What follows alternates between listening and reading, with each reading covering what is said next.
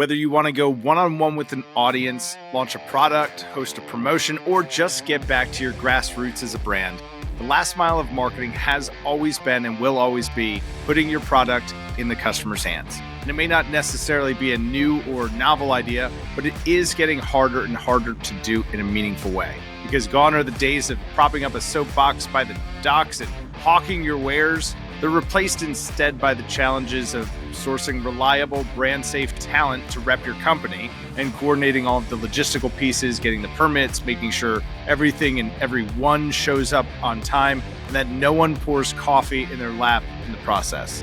Bottom line, it can be hard to show up in the way that you want to, and therein lies the opportunity, the obstacle. Because if the difference between climbing Everest and sitting at home and playing video games is someone carrying my gear for me, then, well, I'll see you at the top, because the obstacle is the way. And if it takes a Sherpa to get you from where you are to where you want to be, then I say, en belay.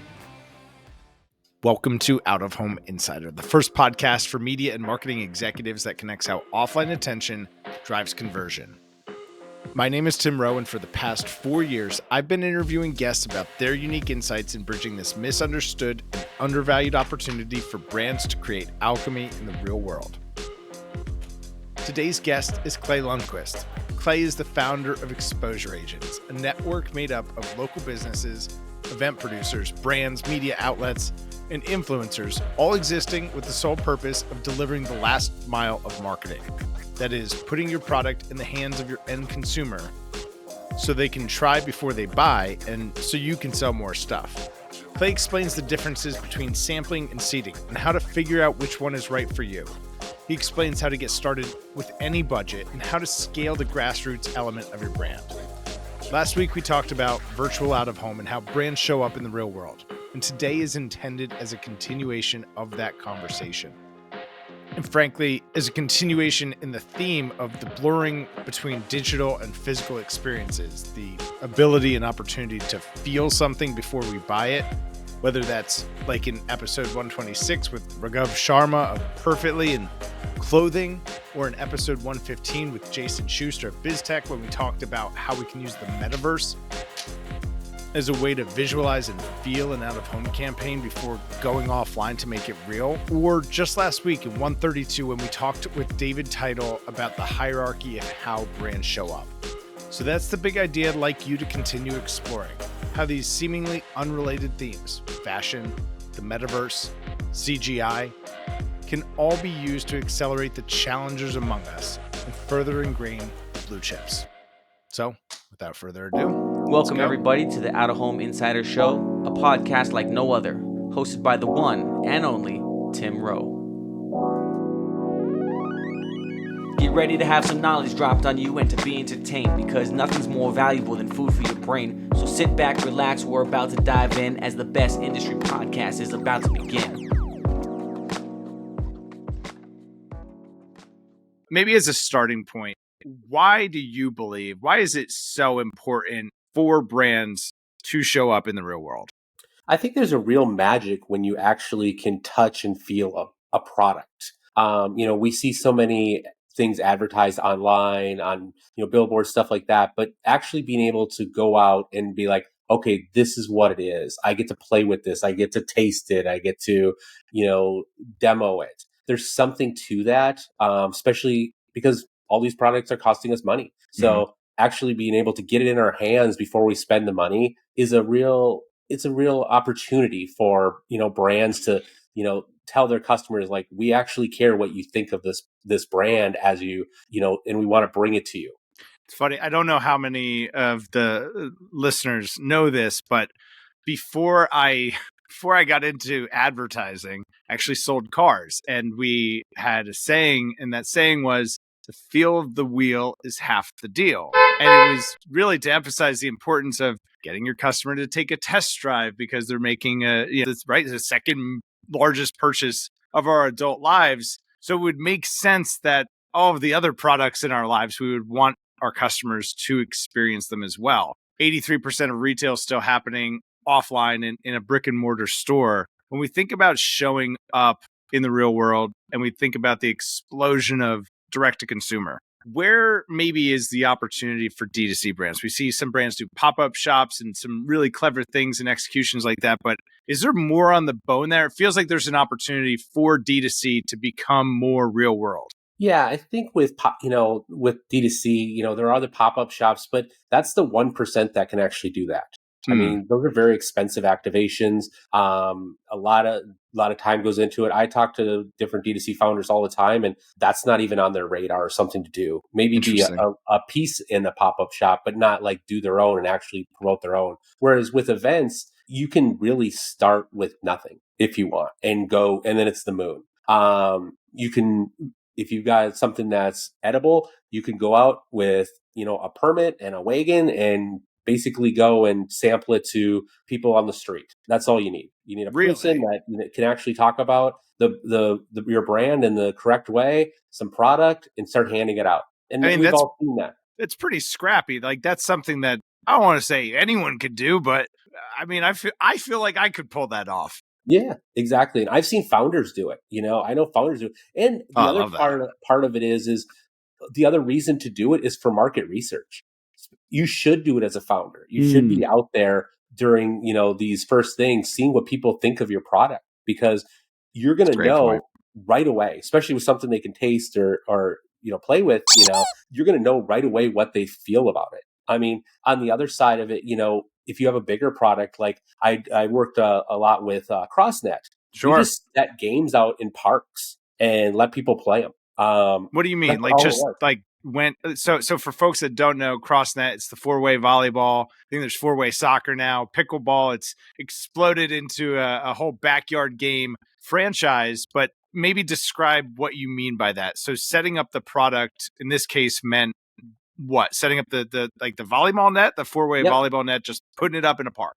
Yeah, we had different variations of our events, but the most simplistic one was we would, literally go on a beach somewhere, set it up, and just kind of wrangle people in to play it. And interesting. We could see from that, a lot of people are like, what is this? And they would come over and play the game. And those are potential new customers, whether it's the people that are playing it or the people that are, just going, walking by it. And I've done that with several games at this point, that just being able to see what it is versus seeing it online or in an ad it's a different feeling for people. And, that's the bare bones grassroots version of it. Your next version is, becoming a part of an event, sponsoring into an event. And that could be anything from, a farmer's market to a festival to, a sporting league. There's all sorts of partnerships you can do and seed through that. And events should be a piece of the puzzle of that. And from a content standpoint, it seems like the sponsorships or doing some of these, grassroots, we're going to go set up a net. From a content creation standpoint, you're now able to start leveraging assets around these things, whether that's content created around the sponsorship, content created around people trying this game for the first time. And now we're going to run that. We're going to take that and run that as our social media or paid content. Do you see, or I'm sure that you've seen brands execute on a strategy like that? What do you see when you can combine, you said that kind of special magic moment in the beginning there, but when you can layer those things together, the offline and the digital, it seems like that would be a big unlock. Yeah, I mean, I really like it when a brand looks at it like an ecosystem with what they're doing as far as events, their ads, their out of home, legacy media, things like that. Events is a piece of the puzzle. We're going to actually be talking to you face to face. I think it's the most intimate of all of them because you're really with a customer or potential customer. And, talking, letting people demo your product or taste it if it's a food product. And then that's a piece of the puzzle that probably has come about after they've seen it online, seen it in social, seen it in ads, seen it out of home. And then if they're, they still haven't bought, the event portion of it is a really good way to get them across the finish line. Just thinking about kind of like the social proof hierarchy where a review is good, right? A review helps me to make a decision. Hey, someone else who has a challenge similar to me made a similar purchase, decision to solve their problem of I don't know, maybe it's cappuccino in the morning. Reviews are a helpful source. And then we've kind of got user generated content, that grassroots feeling credibility distributed digitally. And then maybe it's a one-on-one recommendation, but at the top it always comes back to there is no replacement for putting the thing in your customer's hands. Exactly. On that spectrum between maybe like sampling the product and kind of like seeding the market. I think of this story with Red Bull when they launched and they crushed up a bunch of empty cans and stuffed them into garbage cans around stores where they sold Red Bull. As seeding the market, if you will, for purchasing. Hey, there's a bunch of demand here for Red Bull. You should get some too. How do you think about those two different things, sampling versus seeding? What's kind of the playbook between those? I think it just depends on the product. Sampling is mainly with a food stuff, something that's a packaged good, or, from a restaurant type place, Okay. like, your McDonald's of the world, places like that. They can do sampling. Things like a granola bar, gum, sodas, anything you can find in the grocery store, not anything, but a lot of things you can find, specifically snacks, are sampled, and I've even done stuff with a brand, where it's called Almond Accents. Okay. It's, from a palm brand, and it's the almonds that go on your salad. So we set up at high-end food shows and food festivals and made salads for people with almond accents on them. So it doesn't just have to be your product. It was the product that we were promoting were a piece of a bigger, sample. Like the thing. Complementing it, actually being like, it would have been a different experience if we would have said, hey, here's a, little cup full of almonds. Well, everybody knows what that tastes like. Well, we gave it to them on a salad that, we, spent a lot of time trying to figure out, the right salad for each event. And now they're like, okay, I really get how this works. And what the benefit is. So that's sampling. Yep. How is that different than seeding? Seeding, I look at it for products that that aren't, you can't really taste them, have the taste and feel. So, take a game, take some kind of technology, any kind of product, a car, like ride and drives, or, you put a car out at a baseball game and, just kind of let people, get in it, feel it, stuff like that. Anything like that that's kind of on the bigger spectrum, that's more seeding. You're putting it into a place where it makes sense for that group. What are maybe I'm a team that has scaled beyond a few people. I have product market fit. I've kind of gotten past the handcrafted founder stage, and I want to look at bringing in a team to help enable some of the execution here. What are the things, maybe the potential pitfalls? What are the things that most commonly go wrong, or that we should keep an eye out for if we're thinking about using events as a part of the puzzle? Sure. I think the biggest thing is just not knowing what your actual goal is. Oh, that's interesting. Is your goal to, get it out to the most people possible? Is your goal to get the right people? It's like any other kind of advertising, and, finding places that fit. So the actual, because venue. Not every, venue, or, someplace that fits, because not every brand should be in every place. You see places that they're, shoehorning a brand into something, and you're like, I don't really understand how this makes sense for me being at a soccer game.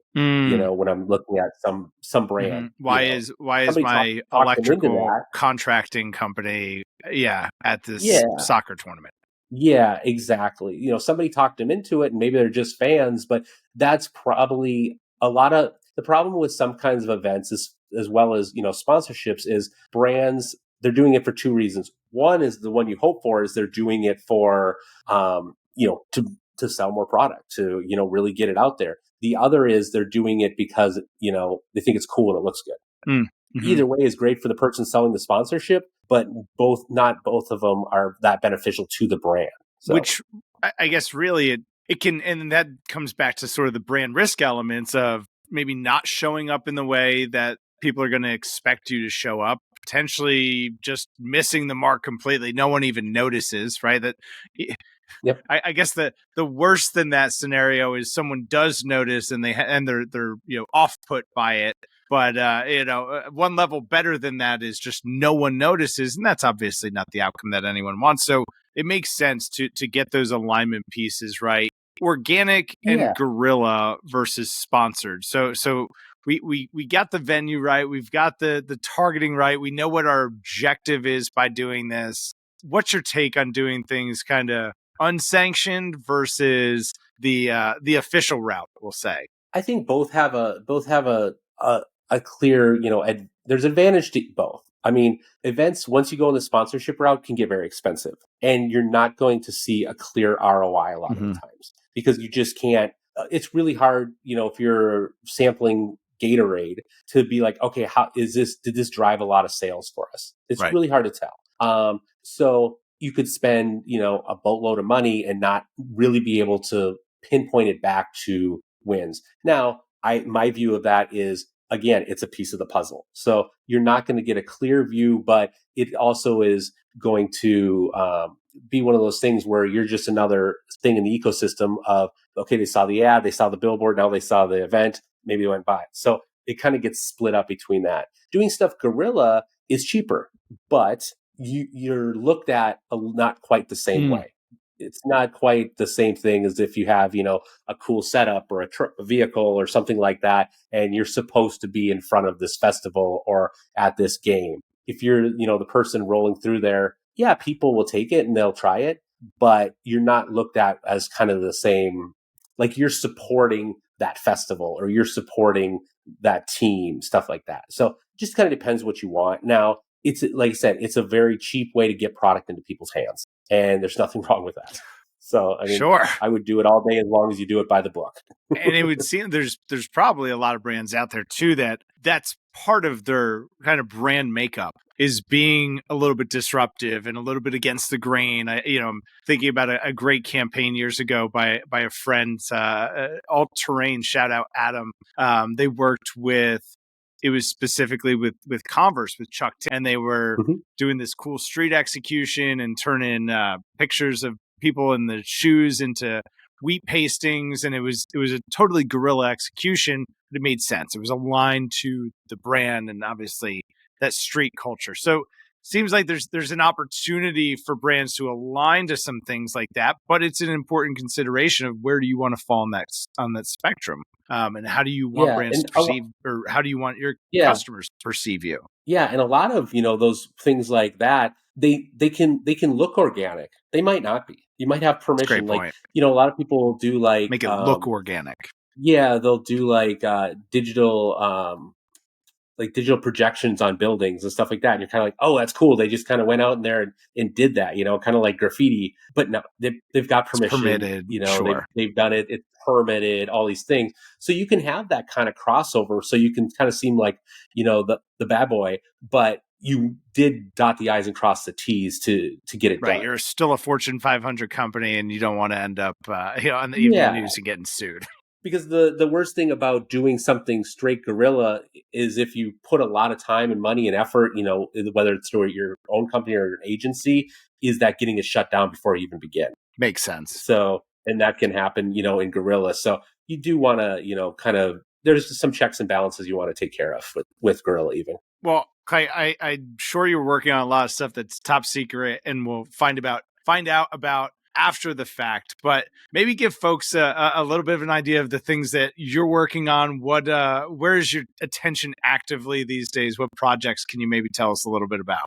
Clay, I'm sure you're working on a lot of top secret stuff that we won't find out about until after it's happened, but maybe share with us some of the projects what's maybe something that you're working on actively right now. Get the juices flowing for folks now that they've got this master's class on events. What are you working on? Yeah. So right now, I mean, on the experiential side, which is the event side, my main focus is on a couple brands. One of them is a brand that's been with us for over a decade now, McDonald's. With them, we've created several different activations over the years, but right now our biggest one is around a food truck. So we are out sampling, our world famous fries as well as other products and, different things that are, coming out. We also utilize the vehicle and other setups to promote, different things they're promoting, like delivery and their app and things like that. So it's interesting to think about. Obviously, McDonald's is iconic and does not need to do that additional element. They don't need to do that. They're still going to serve billions and billions. But there becomes a level of obligation, almost a responsibility once your brand has transcended that level to, I just think about as you're saying that, like the last time I had McDonald's French fries, I really couldn't tell you, probably a decade and a half. But as you're saying that, I'm thinking about all the memories I had going there with my family, with my sisters, going to play plays, going there with friends. Like, it's a piece of Americana, frankly. Exactly. That's probably our biggest thing right now, as well as we've got some other clients that we're working on that we do, samplings. We've got a couple people we're just helping doing on the sponsorship side and working with, actual founders and bringing founders and sponsors together in smaller events. So I do a little bit of everything when it comes to it. I kind of one of those people that gets bored. Even this past weekend, I produced a festival, and part of doing that festival was working with brands to figure out the best way for them to activate and get to the attendees at the festival.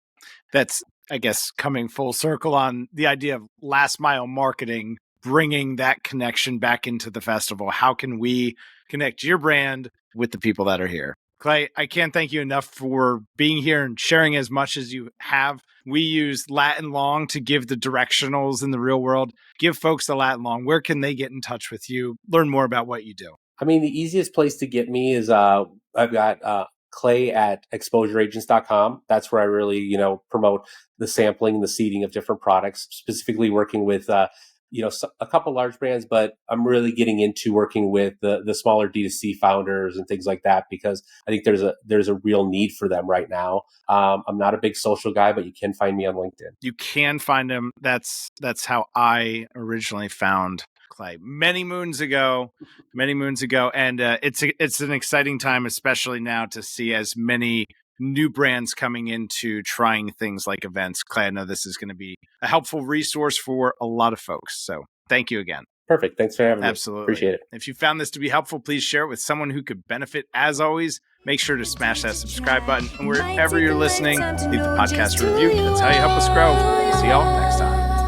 Quarter century, I finally came to my senses. I finally got my hand up on the tinted Benz, kid. I see the world clear through my tinted lenses. With the dream and the drive, the possibilities endless. Now print that, send this all the way to Tokyo. Take a trip down south, down to Mexico. Next stop, Shanghai, the world-class trade show. First class all the way, cause that's how we roll. Yeah, call us the rock star businessman. Rockin' shows, we handle business, man. We got our own future in the palm of our hands, cause divided we fall and together we stand.